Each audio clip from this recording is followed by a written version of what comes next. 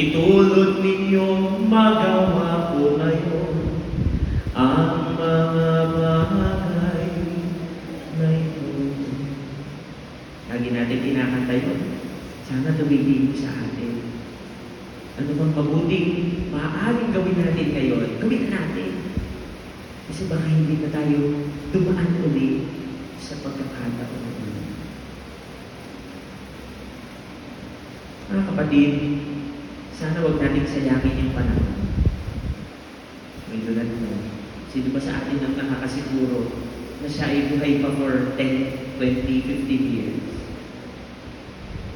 Huwag na tayo sa katotohanan. Sino sa atin ang siguradong buhay pa siya bukas?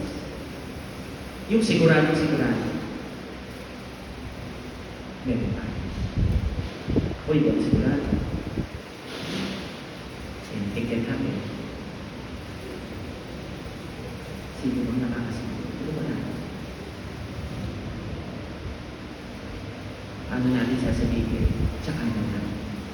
Paano natin sasabihin? Next time na ako makikipagbalik. Next time na ako makikipag-ayos.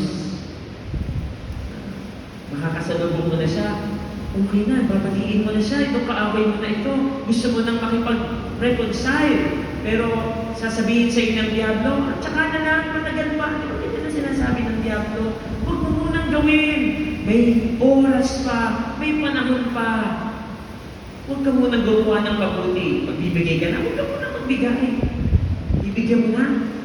Tutulungan mo na, wag. Tsaka mo nabigyan. Tapos nabibigyan